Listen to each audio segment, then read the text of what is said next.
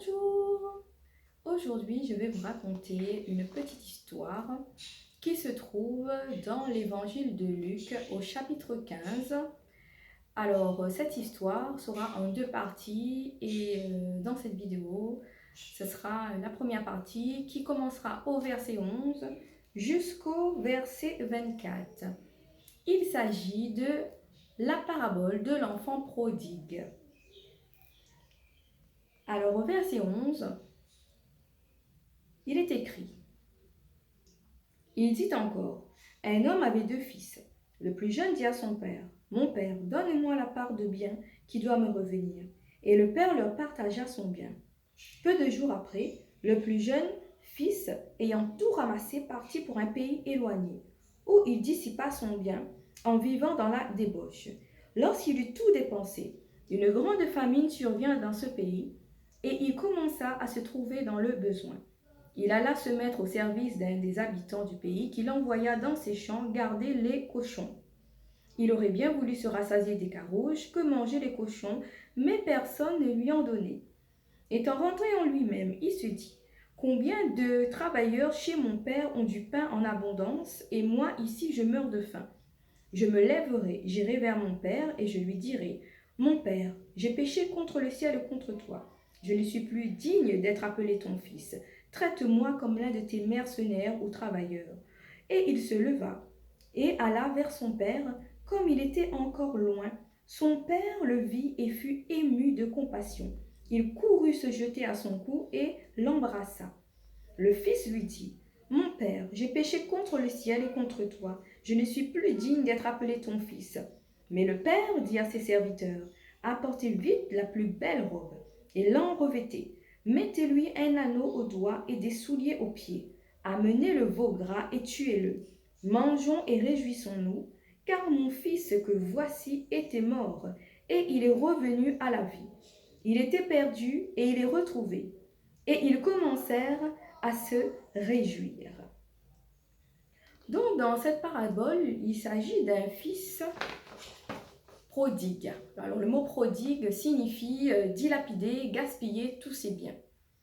Alors, le plus jeune fils voulait voler de ses propres ailes. Alors, il demanda à son père de lui donner tous ses biens. Et il est parti dans un pays très très loin. Il est parti faire la fête. Il a dépensé tout son argent avec les prostituées. Il a vécu sa vie comme il avait envie de vivre. Alors, il avait la belle vie. Il se croyait intouchable. Donc, il a fait la fête jusqu'au moment où il s'est rendu compte qu'il n'avait plus rien du tout. Alors à ce moment-là, il n'avait plus rien, donc il ne pouvait plus se nourrir. Il était devenu pauvre et donc il voulait rentrer chez son père parce que au moins là-bas, les travailleurs de son père avaient au moins de la nourriture. Donc, en attendant de rentrer chez son père, comme il est dit dans la parabole, il travaillait dans des champs, il surveillait les cochons et il voulait tellement manger, la nourriture de ces cochons, justement. Ça prouve à quel point il était désespéré. Donc après, il en avait marre, il a décidé de rentrer. Et quand il voulait rentrer, il se dit qu'il allait demander pardon à son père et qu'il n'allait pas rentrer comme un fils, mais il a dit qu'il allait rentrer au moins comme un travailleur. Il va aller demander du travail à son père parce qu'il reconnaît qu'il avait péché, qu'il avait fait des erreurs et que pour lui, son père n'allait pas lui pardonner. Donc, il allait au moins demander à son père de lui donner du travail et de le traiter comme ses travailleurs. Alors, dans cette histoire, on nous dit que le fils est entré. Et quand le père a vu le fils, qu'est-ce qu'il a fait? Eh bien, le père a couru vers le fils, il l'embrassa. Il n'a même pas demandé à son fils, qu'est-ce que tu as fait de ton argent? Rien du tout. Il l'embrassa et il a dit à tous ses ouvriers de lui préparer le meilleur cochon, le cochon le plus gras pour faire la fête.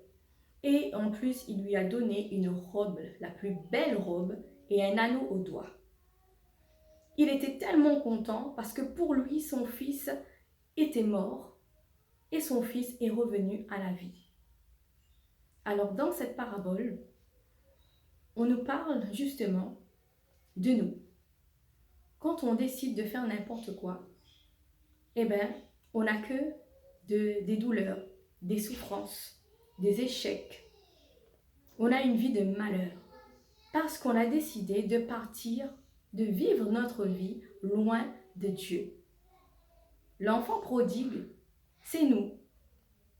Et à un moment donné, on va se rendre compte qu'on ne peut plus vivre sa vie tout seul et qu'on est en plein échec, donc on a besoin de Dieu, donc il faut revenir à Dieu, à notre Père. Dans cette histoire, en général, quand on regarde bien notre vie, si c'était nous, si on décidait de demander à notre Père de nous donner tout notre bien, notre héritage, et qu'on décide d'aller jeter notre argent par la fenêtre, aller faire la fête, de même pas penser à demain, de se croire supérieur et que rien ne peut nous arriver. Si c'était nous, comment nos parents allaient justement nous recevoir? En plus, ici à La Réunion, c'est sûr et certain, avec la mentalité qu'on a ici, c'est sûr que, en tout cas, si moi m'y fais ça, il est hors de question que m'y revient. Et m'y pense que la plupart des parents, c'est la même chose ici. Si nous décidons de demander notre papa, donne à nous tout notre héritage, donne à nous tout ce que nous avons besoin et qu'après nous fout le camp avec, et bien il est sûr que quand on n'a plus rien, qu'on a fini fait la fête, qu'on a fini bien profiter et que maintenant on nous décide de revenir, les sûr et certain que notre papa, il ne va pas dire nous comme ça, ah oui, viens, va préparer tout, va faire la fête pour nous. Hein. Pour quelle raison? Parce que Bana l'est amère. Parce que si nous fait ça dans notre famille, les sûr et certain que quand nous revient, nous n'aura pas un accueil comme ce fils. Nous l'a fait ça. Notre papa, il pense que depuis dès loin, il a fini faire un barreau, il a fini mettre à nous dehors, il calcule même pas nous. Et surtout, il n'acceptera même pas que nous revions pour adresser de la parole. Mais dans cette parabole, le père qui accueille son fils, qui a fait plein d'erreurs, plein de bêtises, et qui revient, qui reconnaît justement, il vient demander pardon à son père, c'est Dieu. C'est Dieu. Quand on a fait n'importe quoi, quand on reconnaît devant Dieu, quand on demande pardon pour ses erreurs, Dieu nous reçoit bras ouverts. Il faut juste reconnaître qu'on a fait des bêtises, qu'on a fait des erreurs, et que maintenant, on ne peut plus avancer tout seul, mais qu'on a besoin de Dieu pour recommencer à vivre, pour avoir une vie bénie. Et le fils revient, demande pardon, et son père lui pardonne. C'est nous, avec Dieu. Dieu nous pardonne quand on vient vers lui, quand on reconnaît ses erreurs, quand on a l'humilité de revenir auprès de Dieu pour lui demander pardon. C'est ce qu'on appelle la repentance. Et la repentance, c'est quand on demande à Dieu pardon et qu'on lui dit aussi qu'on va changer notre vie et qu'à partir de maintenant, on décide de lui faire confiance, d'obéir à ses commandements, de faire ce que Dieu nous demande de faire, de ne plus vivre par nos propres moyens, par notre propre volonté, mais de vivre par la volonté que Dieu a pour nous. Et donc, dans cette repentance, le Fils reconnaît tous ses torts. Alors quand nous aussi on vient à Dieu, on doit reconnaître tous ses torts. Tous ces torts, pas seulement les torts qu'on arrive à dire, mais même les torts, les erreurs qu'on n'arrive même pas à dire. Qu'est-ce que soit ce qu'on a fait, du moment qu'on revient devant Dieu, qu'on lui demande sincèrement du plus profond de notre cœur, qu'on lui demande pardon, Dieu nous pardonne. Parce que Dieu, il est un Dieu d'amour. Dieu ne réagit pas comme un homme. Dieu, il est Dieu. Donc, pour comprendre Dieu, il faut savoir connaître la volonté de Dieu. Et dans cette histoire, on voit que le Père ne lui demande pas de compte. Le Père le reçoit avec amour. Et c'est ce que Dieu aussi fera quand vous allez demander pardon pour vos erreurs, quand vous allez revenir vers lui. Il va ouvrir grand les bras et vous accueillir dans la joie. Et quand, dans l'histoire, il dit qu'il donne à l'enfant, au fils, la plus belle robe, cette robe, ce n'est pas n'importe quelle robe. C'est la parabole du vêtement neuf. C'est-à-dire que quand on fait n'importe quoi, on a des vieux habits, ce qu'on appelle le vieil homme, ce qui était vieux, ce qui est ancien, tout ce qui était sale, tout ce qui était impur, tout ce qui n'était pas de Dieu. On a eu les vêtements sales. Donc, quand on vient vers Dieu, Dieu nous revêt de nouveaux habits. Et c'est pour cela que dans cette parabole, le Père demande aux serviteurs d'apporter des habits neufs. C'est ce que Dieu nous donne aussi quand on reconnaît qu'on a fait des erreurs. C'est ce qu'on appelle la nouvelle naissance. On est né de nouveau, les vieux habits sont passés. Maintenant, Dieu nous donne des habits nouveaux parce qu'on est quelqu'un de nouveau et qu'on a demandé pardon à Dieu. On a décidé maintenant de lui faire confiance et de revêtir ses habits nouveaux. Et nous sommes une personne nouvelle. Et dans la parabole, le Père lui donne aussi un anneau. Pourquoi le Père lui donne un anneau? Tout simplement parce que l'anneau, c'est le signe de l'alliance. C'est le signe de l'alliance que nous traitons avec Dieu quand on décide de se repentir réellement. Dieu nous donne son anneau, c'est-à-dire qu'on décide de faire alliance avec Dieu. Dieu nous reconnaît en tant que fils et fille du royaume. Dieu nous donne son anneau. Et c'est ça qu'on appelle faire alliance avec Dieu. Parce que maintenant, notre vie, c'est une nouvelle vie. On ne marche plus par nos propres volontés, mais on marche par la volonté que Dieu a pour nous. Donc, cette parabole veut tout simplement dire aux enfants de Dieu qui étaient perdus, qui ne savaient plus quoi faire. Cette parabole, Dieu nous demande de revenir vers lui, de rentrer à la maison, qui est le royaume de Dieu. Pas de rentrer au ciel, parce que nous sommes encore vivants, mais de rentrer dans sa maison, car tout seul, on n'y arrive pas. Tout seul, on n'a que des échecs.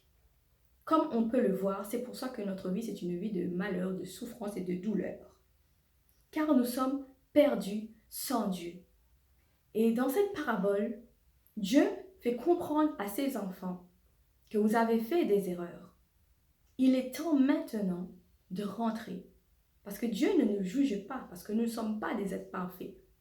Mais Dieu nous demande de nous repentir, d'accepter de vivre sous sa coupe, en respectant ses commandements. Et à ce moment-là, on aura une vie de bonheur. Donc, le message que j'ai à vous dire, c'est que si vous êtes enfant de Dieu, si vous êtes perdu, si pour vous tout est fini, il y a encore de l'espoir. Dieu t'attend. Pas Dieu t'attend. Repens-toi, demande pardon pour tous tes péchés. Change de vie. Reçois ces nouveaux habits, cette nouvelle identité en tant qu'enfant de Dieu. Et la vie sera plus meilleure, la vie sera plus belle et tu auras une vie de bonheur. Parce que c'est la promesse de Dieu pour ses enfants. Alors j'espère que ce message vraiment touchera ton cœur et que ce message te permettra de comprendre, de te remettre en question. Pourquoi est-ce que tu es enfant de Dieu et qu'aujourd'hui tu souffres? Et quand tu prendras conscience que tu es une créature de Dieu, mais que tu es un enfant de Dieu, il n'est pas possible que tu restes dans cet état. Quel que soit l'état dans lequel que tu te retrouves maintenant, tu dois revenir à Dieu. Parce que tout seul, tu n'y arriveras pas. Et tu es en train de le voir maintenant. Tout seul, tu ne peux pas. Il est toujours temps. Car pour Dieu, il n'est jamais trop tard. Il est toujours temps de revenir vers Dieu, ton Père, qui t'aime, qui t'attend, les bras grands ouverts. Mais cela dépend que de toi. J'espère que tu rentreras dans ta maison et que tu reviendras vers ton papa qui est Dieu et que tu lui donneras maintenant les commandes et le contrôle de ta vie. Alors, c'est la première partie et on se retrouve dans une autre vidéo pour la deuxième partie. Que Dieu vous bénisse.